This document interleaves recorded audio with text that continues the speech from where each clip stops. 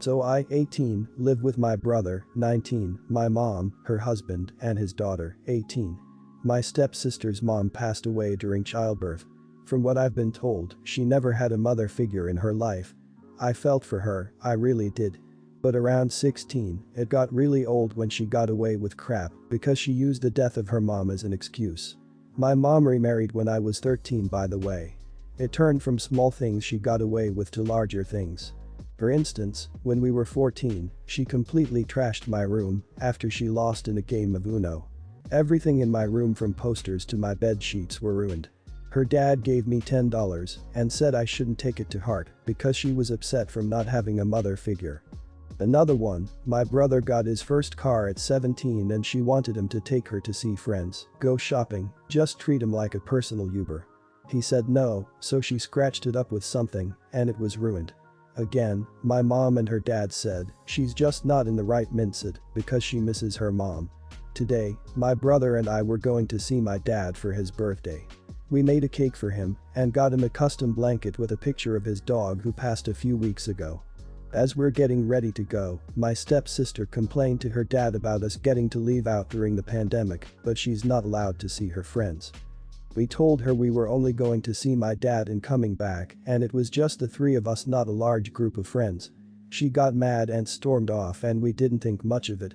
It was stupid of me, but I left the blanket downstairs not thinking much about it, and when I went back down, it had bleach on it and the cake was sort of smashed by a ketchup bottle in the fridge. Even though it had a top over it. I already knew it was her and asked what the hell was wrong with her. Both my brother and I were upset and it just turned into a screaming match. My mom came down to see what was happening and she started fake crying and said it hurt seeing them get to visit their dad, but I can't visit my mom, I miss her so much, it's not fair. Surprisingly enough, my mom got upset with her, but her dad came in and told us it wasn't a big deal and we could just get a new one. He continued with she just misses her mom a lot, cut her some slack. I finally lost it and told her she can't keep using the death of her mom because it was not a valid excuse. I kinda got into detail how she was just being an idiot and I was not letting this slide. She stormed off crying, as usual, and her dad wants me to apologize because I'd never understood the pain of losing a parent. I said I wasn't apologizing and my brother stood by my side. Am I the idiot? Not the idiot, and I would honestly bring up the fact that enabling her behavior is doing her a massive disservice. How is she going to cope in the real world? Her future coworkers and bosses aren't going to give a flying F about her mother being dead, crappy excuses, and temper tantrums won't be tolerated. Future partners won't put up with being abused. And watch what could happen if she has her own kids. I never had a mother, so it's not my fault I'm a crappy parent. Crap. Not the idiot. What kind of father and daughter duo is that? I'm raging. Dad is basically insulting your mom at this point. She just misses her mom a lot, cut her some slack. Excuse me. Stepmom is right there.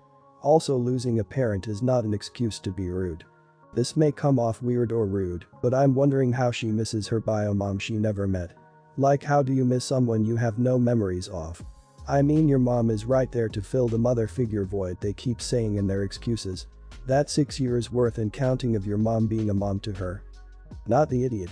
Well, grief can absolutely be hard on someone. Your sister is engaging in very destructive behavior without any sense of control or remorse. Your stepfather is not doing her any favors whatsoever by excusing this, and she clearly has a lot of emotions that she doesn't know how to handle. She should be receiving counseling for her anger instead of being given a free pass. Your stepdad should as well. The fact that he isn't taking this seriously is perhaps a reflection of his own grief. Best of luck, OP. My husband and I have been together for about 10 years. We have 3 young kids and a fairly hectic life, as you can imagine. My husband has a sister who has cerebral palsy. She is 38 years old, but cognitively has the development of about a 5-year-old. She can't really speak clearly, but she can make some sounds for common words to say what she needs. My husband can understand her better than I can, but I'm trying to get better.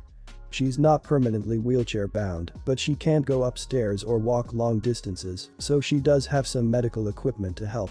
She needs help doing everything for her basic care, from bathing to dressing to feeding. He obviously grew up with her, so he's very used to everything she needs.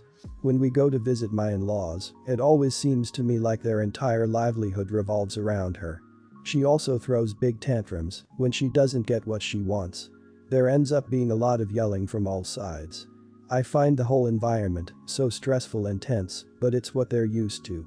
My husband's parents are getting older, and I think it's getting more difficult to care for her. My husband approached me a few weeks ago saying he thinks it's time his sister comes to live with us. My whole world came to a screeching halt.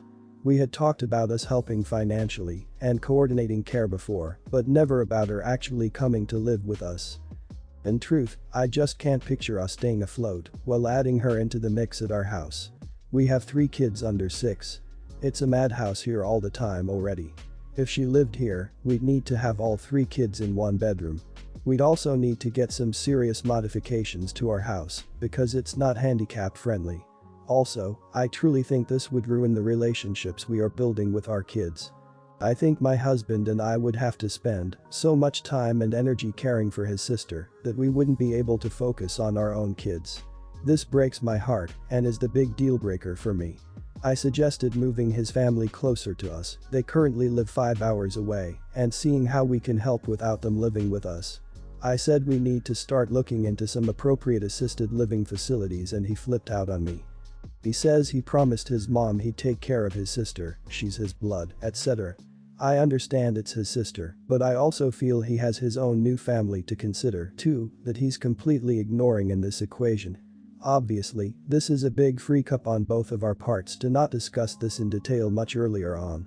I can't picture us managing this with 3 kids, and it just makes me sad to think of us 30+ years down the road when we're empty nesters and always having his sister there by our side. To be honest, if I knew his sister coming to live with us forever was a total mandatory for him, it might have meant the end of our relationship. Not the idiot. It's a very real possibility that this could still mean the end of the relationship via divorce. If caring for his sister personally is so important to him, cool, he can do it. You offered a very viable pay for nearby assisted living compromise, he flipped. Husband or not, he's not allowed to decide for you that you're going to spend the next 30 years being someone's full-time caregiver. I know I don't have that in me, so totally understand when people don't. It's okay if that's not the life you want and one you refuse to live. Not the idiot. If this was something he agreed to do to ease his mom, you should have been made aware of it long before you were married, as you rightly point out. That being said, it is what it is. He doesn't get to just spring this on you and demand that your entire family be upturned for his sister. You both need to work together to find a decent assisted living facility, as I would put my foot down and not allow this to go forward. Not the idiot. That's a very hard choice, but I get that you have 3 young kids to take care of. It would be like having a 4th one. In my opinion, you offered several decent possibilities to your husband, and you should not have to accept this to please him. If you take his sister home, it must be with your free will.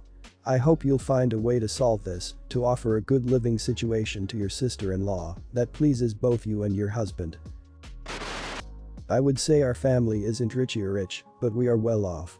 We just aren't materialistic people. We never shop for the sake of shopping. Example, I only have 2 or 3 pairs of jeans, but if one is worn out, too old, I would buy another that might be considered overpriced in the $100 to $250 range, but will last for a longer time. None of us go shopping as a hobby or for fun. My older brother lives in Los Angeles and was dating this girl for a long time. She has a Bachelor of Arts, makes about 40 or 50K a year. We thought she was very nice and very sweet, but some of the things she said felt odd. Once she came home with our brother, saw our parents' cars out front, Audi and Jag. My brother told her that our parents only ever had used cars that were a little run down and soaked in crackers or spilled juice or soccer sweat from practice, etc. So when our youngest sibling finished high school, our parents decided to treat themselves for once in their entire lives and bought new cars after working 80-hour weeks and grinding for most their lives. She laughed and said, "It better not take you more than a few years to buy me one of those." My brother drives a relatively new Jeep. My brother decided to propose and had me help pick it out. We decided to get her one with a middle stone that was 2.5 carats, with a baguette on each side that was about 1 carat each. Brother proposed, she said yes, but she was upset, saying she expected a bigger ring since he makes enough to buy her 5K ring and that she can't handle him acting cheap all the time. He was really upset about this because this ring cost about 40K and was amazing clarity, color, etc., and he researched it excessively and made sure that it was the exact design ring she wanted. He called me and got mad at me because I was the one who said he should get the main stone to be 2.5K because bigger than that looks a little tacky and showy. I told him that this is probably God waving a red flag and giving him a chance to get out. I told him that someone who can't appreciate that 40K, since that's how much she makes a year, is a lot to spend on a ring. She didn't care about how hard he tried to please her, just about the money. He thought it over and agreed and broke it off. She called me after he asked her to move out and told me I was a meddling idiot and my brother will never get married when his family is so nosy. I asked my friends about it and they agreed. They said that you only get one engagement ring and she should get the ring she wants. So, am I the idiot? Not the idiot. You only get one engagement ring is the most ridiculous thing I ever heard. People upgrade their rings later. People get wedding bands that are super expensive. People get anniversary rings. I can't imagine someone being upset over a ring that cost $40,000. You didn't cause your brother to end his engagement. She did because her behavior showed him this wasn't the person he should commit to being with for the rest of his life. Not the idiot, but you gotta stop with the "I don't consider us rich" thing. You're rich. You may not buy expensive handbags, but I'm pretty sure you never had to decide whether a serious injury was enough to go to the doctor. You never had to choose between paying the electric bill or buying food. Your Christmas was never ruined because the car broke down. There is a lot of things you don't have to worry about because you have money, and that means a lot more than expensive things. Not the idiot. And every day I'm thankful for my wife who was perfectly content with and in fact preferred rose gold and an opal. I dropped well below $1,000 and the money not spent got to contribute to much more practical joint financial ventures. I highly doubt she dropped $40K on a nice watch for him. The whole expensive engagement ring theme is well beyond tired at this point. As far as I'm concerned, the entitled people still playing into it are just as much so. I, 40, was married to my wife, 38, for 18 years. We had what I thought was a perfect relationship. We barely fought, got along great, and she was my best friend. We had 2 sons together, Jay who is 14 and M who is 16. My wife passed extremely unexpectedly a month ago and it absolutely shattered our world. I feel so alone and have even started going to counseling to help with getting over her. Here is the hard part. 2 nights ago I decided to go through my wife's cell phone to read our text messages and look at some photos she had taken I never got sent. That's when I found the messages, after I decided to look through her browser history. Messages to men in their 60s sending dirty photos she had sent me. Nights she told me she was visiting her sister, she was actually out with these men doing God knows what for money. I don't want to get into too much detail with how filthy some of them were, but I cannot believe she could have done this to me. I suspected nothing.